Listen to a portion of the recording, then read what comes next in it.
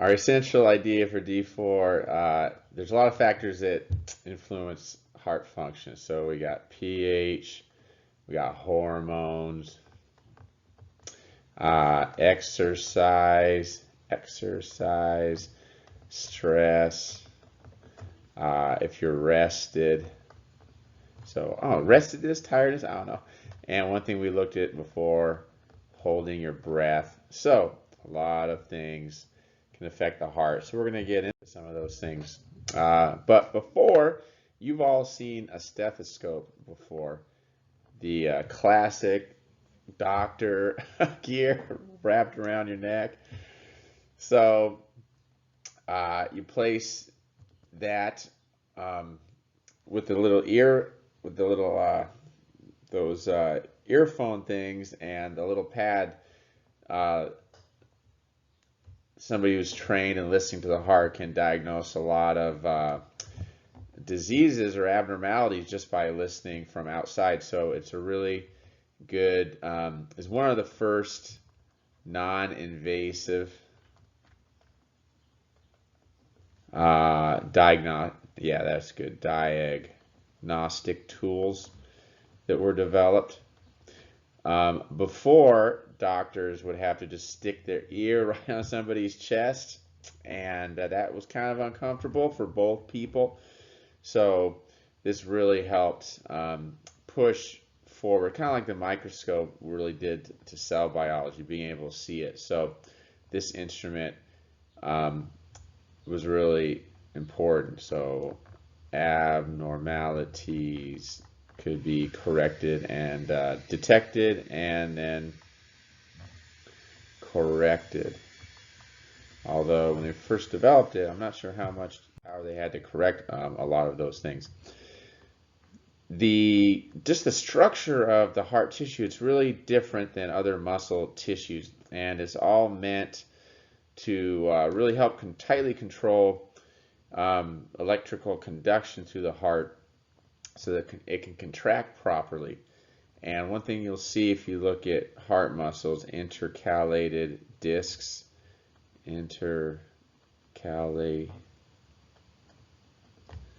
okay,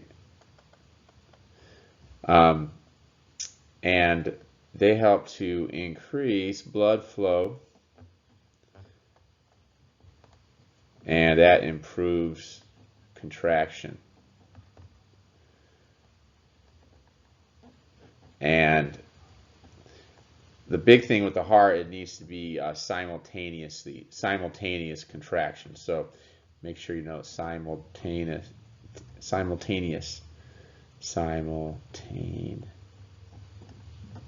so that it all happens at once. So if you look, here's what it looks like.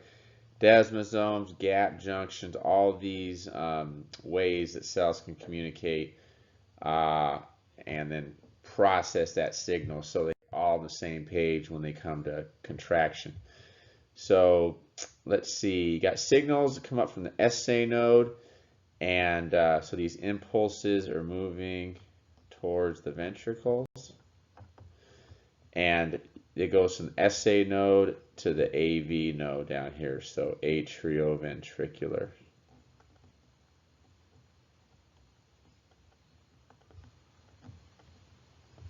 Or AV. And as you can see, the cardiac cycle, you got this first bump here, which is the atria contracting, and then the big bump here, which is the ventricles contracting right there. We'll see that a lot later. Here is a little, you're always going to see different graphs in IB. So, pressure here, this is time. So if you look at in the heart here, at this first section, this is where the AV valve closes. We'll say the AV closes. So that's right here. You have the ventricles ready to contract, and that means this valve up here, which is the aortic valve or semilunar. That's what we're gonna. IB uses semilunar, I think, more than aortic. So this closes, preventing blood from going back into the atria, and then of course this valve opens, and then you see this wave of pressure go up and then peak, and then the I should say the semilunar opens, and here the semilunar closes. And down here, so you see that pressure drop, and then you see the AV opening again. So that's down, you know, behind my head down there where you have that AV opening again. But that familiar, or you've all heard the lub-dub of the heart. Sometimes you may be able to hear it when your chest is thumping really bad, really seriously. But that first sound is when that AV snaps shut and that semilunar opens. The second one is that semilunar snapping shut and then the AV opening. The lub-dub, lub-dub. I says dub. I said dub. And let's see. So we saw earlier the SA node. There was a delay before it got to the AV node, and that's because of these Purkinje fibers. Named after the scientist or anatomist who discovered them. And there's a lot of things going on here in the ventricles to help to slow that down. These fibers and the cells are smaller diameter.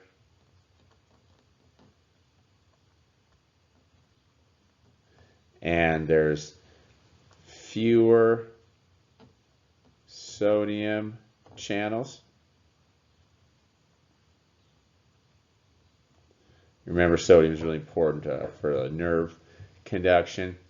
Also, fewer gap junctions. Important for a nerve signal to be transmitted. And the tissues here just in general more non-conductive.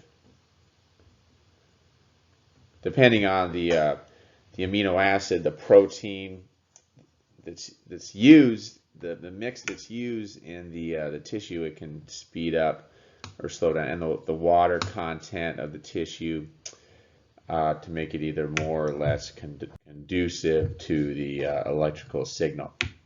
So you need that delay if you gotta have delay. So this blood gets pushed in the ventricle, give it a chance to go, and then boom, once that blood's there, it'll then pump it up through the aorta, either into the lungs or through the body.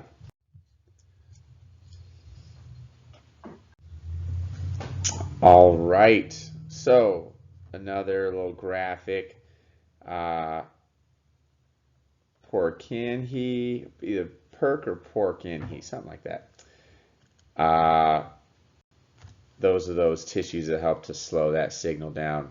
And also the ventricle, the walls of the ventricle is much thicker than the atria. So thicker. And that helps to slow it down too. So SA node, boom, we got atrial systole.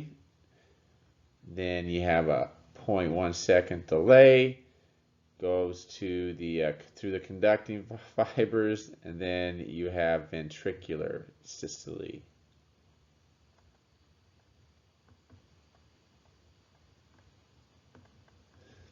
Okay, so atrial systole, then ventricular systole. We saw this graph before, the lub-dub.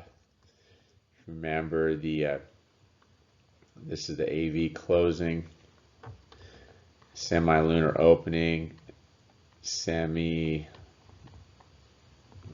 closing, and then the AV valve opening down here, showing, yeah, the ventricular pressure, you know, in the big part of the heart, you'll see it spikes up when this is the pump. This is the main pump right here. You want to look for that pump? It's right here. Okay, that's where your blood is being pumped through your lungs or through your body. So, pacemakers, you may have heard of those before. Pacemakers, little electrical device that's implanted in the body, kind of like a cyborg thing going on there. So, it's all there to maintain the rhythm. See if I can spell rhythm there. So, you need that constant heartbeat, and this helps to do it. Either it can be going constantly or only when the heartbeat is missed. It just depends on the type of pacemaker, the program, what you need. Why is it needed? Well, the S say no, maybe it's not working.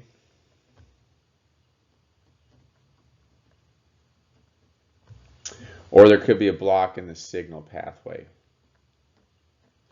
Whatever scar tissue would be the main reason, kind of damage to the heart, and the signal's not getting through. And the ventricle is stimulated with these low voltage pulse. So,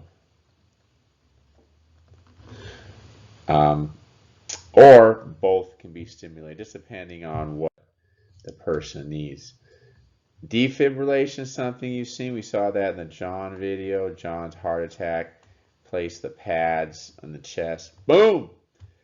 And it's it's used when there is chaotic contraction of the heart muscles.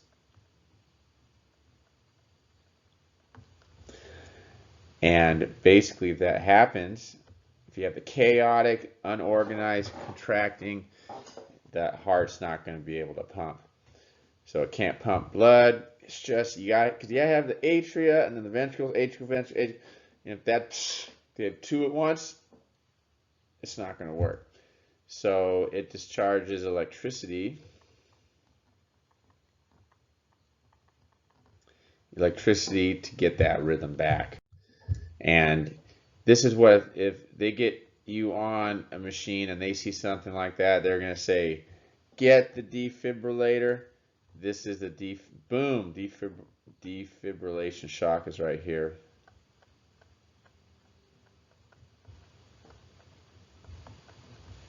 And you'll see it clears it, and then you start to see the normal. So this is normal. You want to see one little bump, one big bump. Remember, that's the atria contracting right there, the ventricles. And then a little recovery bump, okay, restoring polarity. So atria pumping, ventricles, undershot, recovery. That's the normal one they're looking for.